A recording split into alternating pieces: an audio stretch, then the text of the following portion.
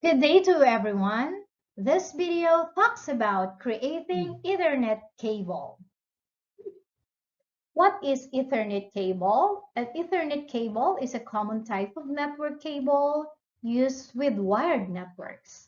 Ethernet cables connect devices such as personal computers, routers, and switches within a local area network. Use straight-through Ethernet cable for the following cabling: switch to router, switch to PC or server, hub to PC or server. For the wire arrangement on side 1 and side 2, pin 1 white orange, 2 orange, 3 white green, 4 blue, 5 white blue, 6 green, 7 white brown, and 8 white brown. So it will be the same on side 1 and side 2 for straight through. Use crossover cables for the following cabling: switch to switch, switch to hub, hub to hub, router to router, router Ethernet port to PC network interface card, and PC to PC. For the wire arrangement on one side, white orange, orange, white green, blue, white blue, green, white brown, and brown. For side 2, white green, green, white orange, blue, orange, and then white brown and brown. These are the tools and materials that we are going to use. Okay, we will be using this one. This is the UTP cable. This is the RJ45. Yan. Usap natin. And then, this one is a crimping tool. This. Then, we have this one. Gagamitin din natin to. This is the UTP cable cutter. And then, gagamit din tayo ng cable tester.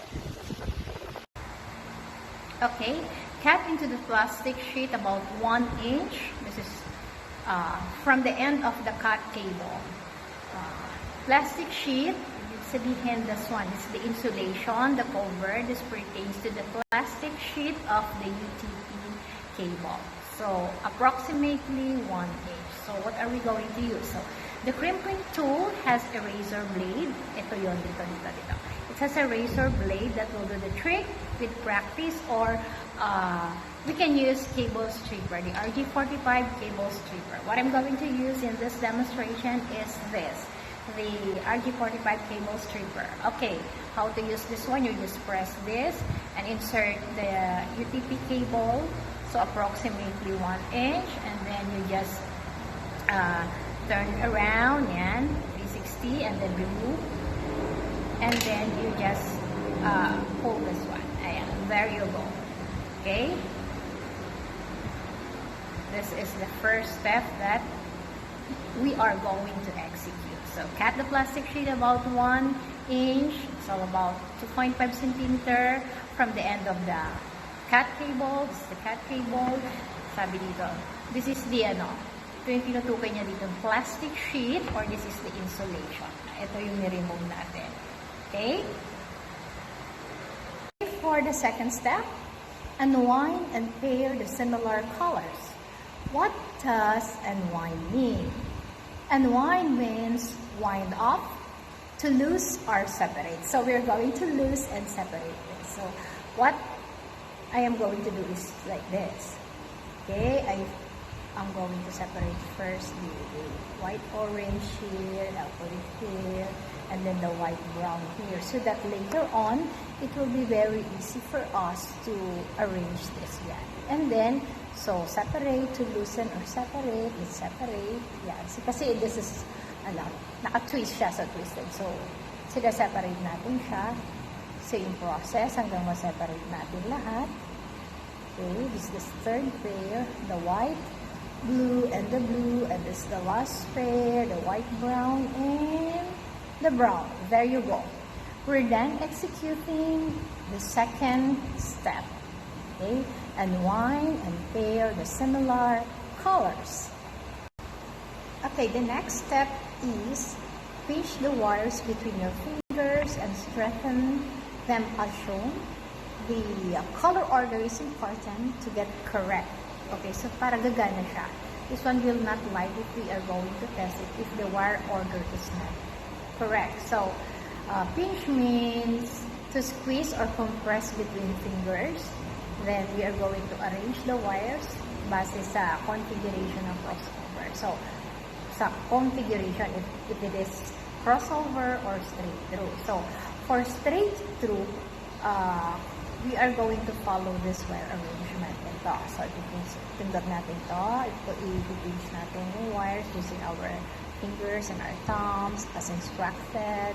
So, white orange, followed by white green. Yan yung white green. And then, sunod sa white green is blue. Yan. Yan. Blue, followed by, syempre, kunin ulit natin yung white blue. Followed by green. And then yung last is white brown. And then brown. Okay.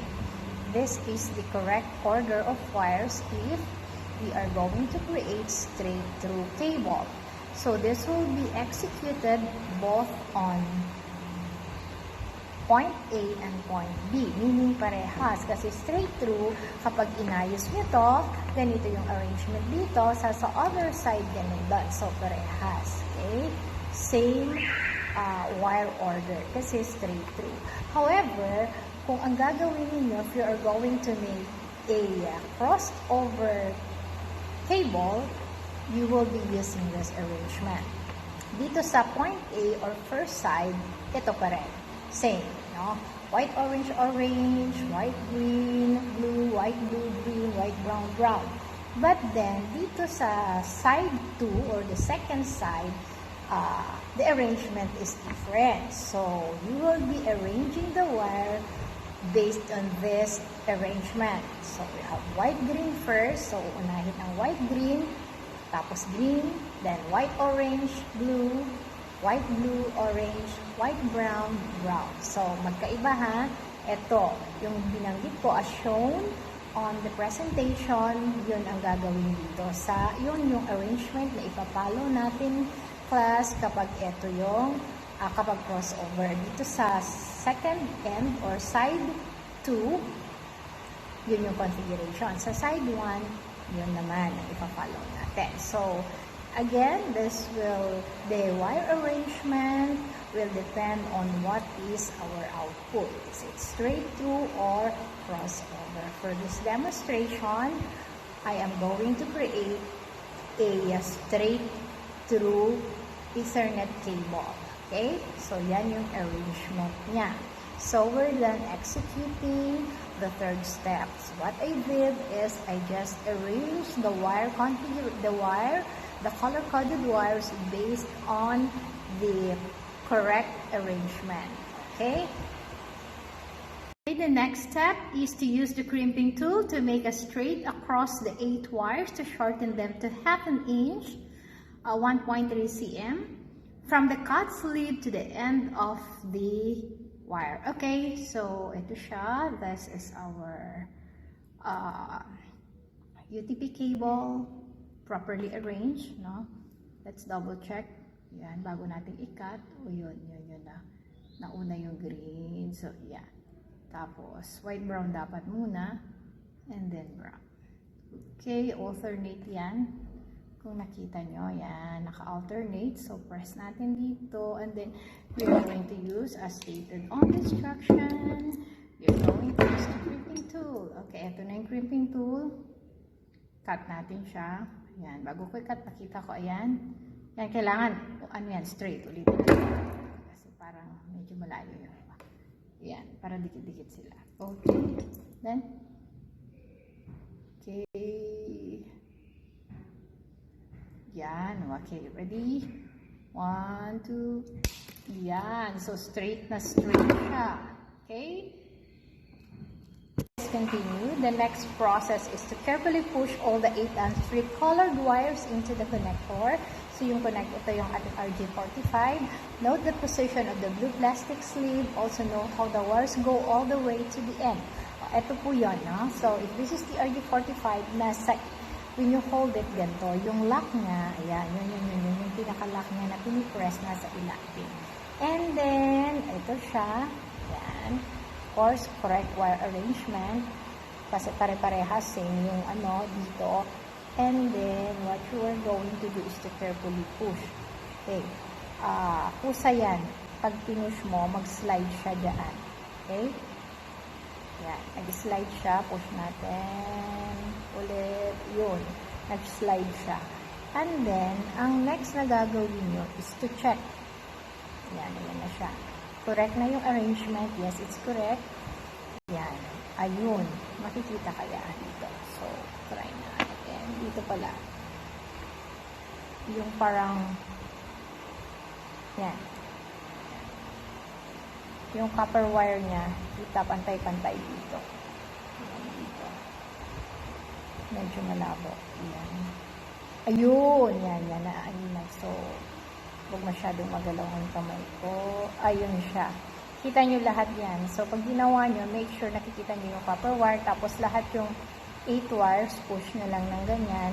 Kita lahat yan dyan. Ayun, yan medyo malinaw. Okay? Yan. A view from the top, all the wires are all the way in. There are no short wires. So, you need to double check before you are going to execute the next step. Since we're done a while ago with the step that we already double checked, we check the top view kung tama, the next step is to crimp the cable using the crimping tool. So this is the one that we arranged the wire, then we inserted the wire using the RJ45, and then the next is crimp na natin. Ito yung crimping tool na tinatawag. It's the crimping tool. Okay, pag insert, there is an orientation. Yung lock niya nasa taas. Ayan. Okay, ganyan siya. And then, insert lang natin yan dyan. Yan, naka-insert. So, naka-insert siya. Okay. Pag crimp ninyo, i-crimp ko siya, you can hear a sound. Ibig sabihin, tutunog, nag-lock siya. Yun. So, nag-lock siya. Anyway, pwede nyo namang ulitin yan. Okay lang. Ayan. So, eto na siya. So, you will repeat the same step kapag straight through point A, tapos yung point B, gagawin nyo doon. Parehas lang yon. After executing those steps na gawa nyo na dito sa point 1 or side 1, point A, point B, the next thing to do is iti-test na natin kung gumagana yung ginawa. Test na natin yung ginawa natin kanina na straight through. So, insert lang natin. This is the tester. Meron siyang lakgan i-press. Sundan lang yung orientation ng tester. Insert lang. Sa other side, tester. Yan. Yan. Insert. And then, just check off kayo. Nag-iilaw. Tingnan natin. Pabaliktad-baliktad ko. Yan. Same yan. Pag nag-light yung 1, 1, 1, 2, same. Ibig sabihin, it is properly inserted yung wire and nag-print properly. So, yan lang. Kadali. Okay? You just execute, follow the steps that I demonstrated. Then, after which, matapos nyo lahat yon, you grab the cable tester at i-test niyo. This is for the straight-through configuration. Okay? I am now testing the crossover Ethernet cable that I created. Base sa diagram niya, we are going, pag nag-light yung 1 and 3, let's see kung magsasabay. Let's see, 1 and 3. 1 and 3, tama. Next, observe natin. Next, 2 and 6. Tingnan natin. 2 and 6. Yun, 2 and 6. Next, observe natin yung 3 and 1. Pag nag-ilaw yung 3, mag-ilaw yung 1. Yes, it's correct. Next, ang i-observe natin 4 and 4. Pag nag-ilaw, magsasabay sila. 4, yes, 4 and 4. Next, pagkatapos 5 and 5. Let's see, 5 and 5. Okay, 5, 5. There you go. Next, 6 and 2. So, 6. Pag nag-ilaw yung 6, 6 and 2. Yan. Yes, 6 and 2. Next, mag-iilaw naman yung 7 and 7. And then next, 8 and 8. This is for straight through, crossover configuration, rather.